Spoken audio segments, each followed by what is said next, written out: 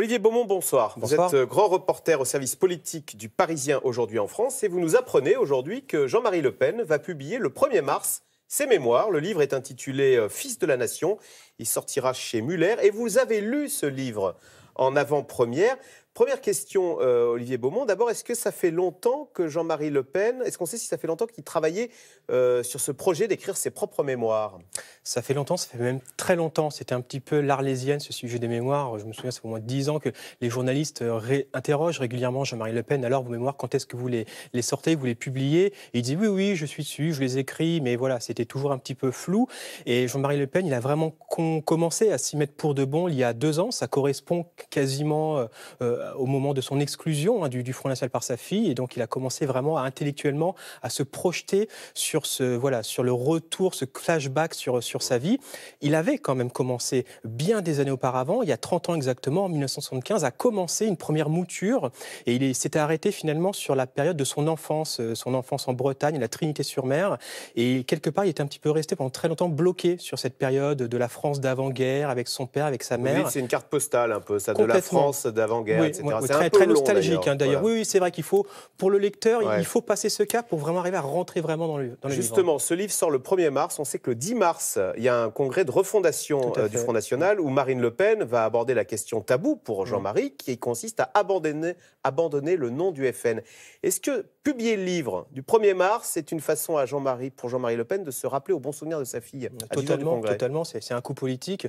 Comme je vous l'ai dit précédemment, ça fait des années qu'on parle de ses mémoires.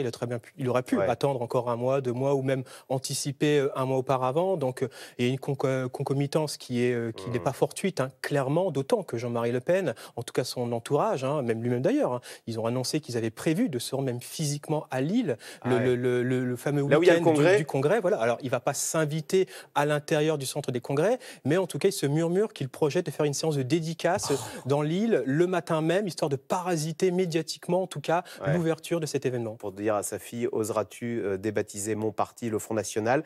Il en parle de Marine Le Pen ou pas dans ses mémoires?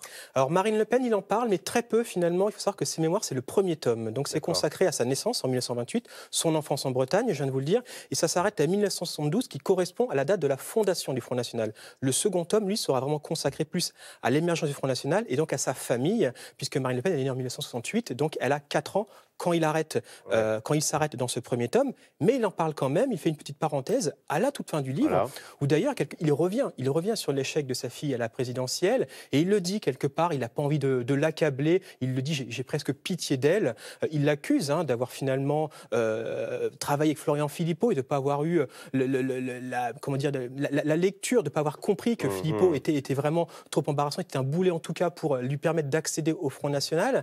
Donc voilà, c'est un jugement court, mais sévère en tout cas sur sa fille d'aujourd'hui. Il dit sa stratégie et son stratège se sont plantés. J'ai pitié d'elle en parlant de Marine Le Pen. C'est court, mais c'est sévère quand même. Pour Marine Le Pen, quand même, entre son père là, qui sort un livre, et il y a Marion Maréchal Le Pen en ce moment là, qui fait un retour, c'est une petite aparté, qui va participer demain à un congrès aux États-Unis, congrès des conservateurs. Elle va parler la veille de Donald Trump.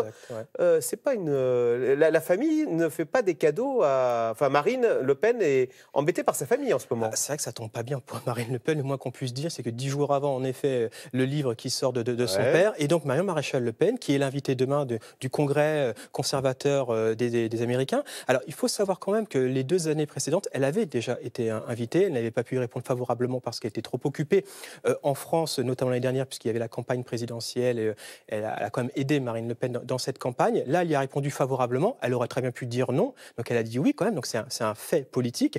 J'y rajouterais aussi quand même une tribune qui est publiée après-demain, vendredi, dans les colonnes de Valeurs Actuelles, où là, elle va même un peu plus loin, puisqu'elle annonce donc son projet, l'aboutissement de l'Académie des sciences politiques qu'elle veut créer. Donc, elle présente ça comme quelque chose qui n'est pas partisan, qui est transpartisan, mais qui a pour objectif de fédérer un petit peu cette droite. Elle pourrait revenir, donc c'est ce que vous êtes en train de me dire. En tout cas, c'est une carte postale, c'est un avertissement, et puis c'est un message aussi qui est envoyé aux électeurs et aux sympathisants et aux militants du Front National, puisque lors de ce fameux congrès de Lille, on le sait, Marine Le Pen, elle l'a déjà dit, on va changer de nom. Le Front National va être gommé, rasé de la carte, et donc tous les nostalgiques, tous ceux qui ne vont pas forcément se retrouver dans ce nouveau Front National qui aura changé de nom.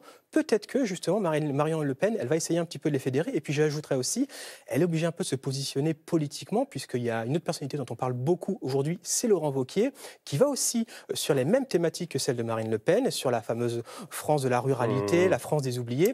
Et donc, voilà, Marion Maréchal Le Pen, elle a plutôt envie de dire aussi aux électeurs de droite ou de l'extrême droite, préférez plutôt l'original à la copie. Alors, on revient sur les mémoires de Jean-Marie Le Pen. Alors, évidemment, il revient sur la guerre, puisqu'il raconte toute cette période. Il réhabilite totalement la cohabitation. Il fait du régime de Vichy, du maréchal Pétain. Pour lui, c'est presque un héros à le lire. Oui, et c'est un ultime bras d'honneur à sa fille, puisqu'on se souvient qu'à l'époque, quand les premières crispations en 2015, c'est quand il fait cette fameuse sortie d'Henri Varol, où il réhabilite maréchal Pétain. La collaboration. Voilà. Exactement. Et là, finalement, il le fait et il l'explique à longueur de page, en disant que Pétain, finalement...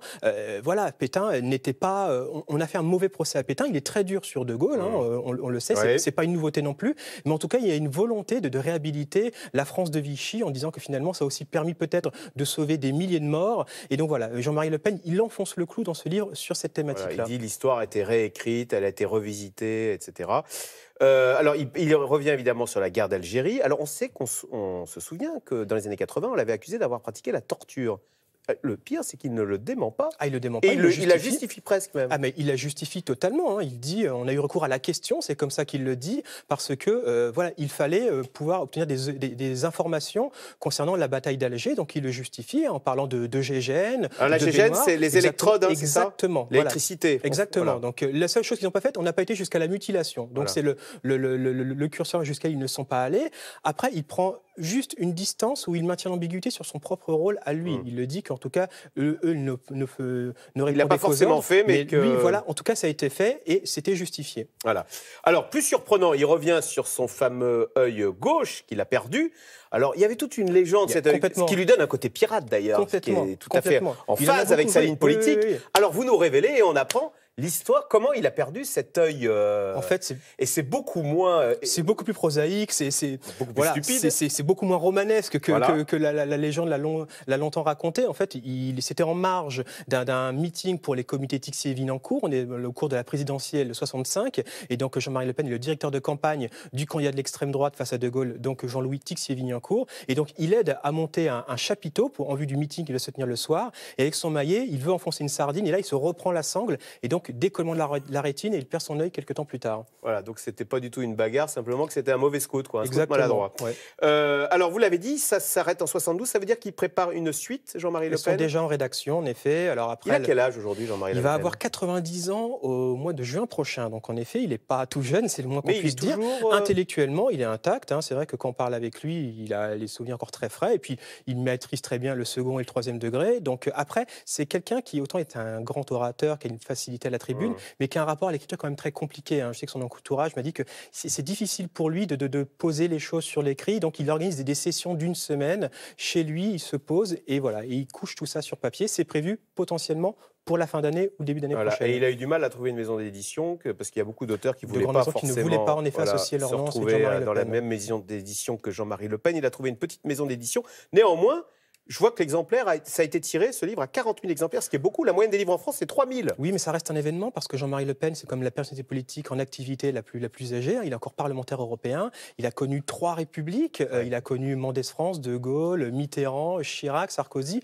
Donc, c'est un homme d'histoire. Et d'ailleurs, dans ce livre, il le narre un petit peu, parfois, c'est complètement un roman picaresque, en fait. Il se met en héros de tout ça. Donc, parfois, je pense que c'est un petit peu enjolivé. Tout le XXe siècle. Mais en tout cas, voilà, c'est sa vérité. C'est une lecture de l'histoire de France vue par Jean-Marie Le Pen. Eh bien, merci beaucoup Olivier Beaumont d'être venu en avant-première nous parler de ce livre, des mémoires de Jean-Marie Le Pen qui seront publiées le 1er mars et dont vous relatez les bonnes feuilles, ou de bons extraits ce matin dans Le Parisien. Merci. Vous restez avec nous tout de suite. Caroline Roux, c'est dans l'air. Le gouvernement multiplie les réformes à haut risque. Abandon du statut de cheminot, abandon des régimes de retraite, abandon des régimes spéciaux de retraite, mais aussi durcissement de l'accueil des migrants. C'est dans l'air est intitulé ce soir. Réforme, Macron va-t-il trop vite ?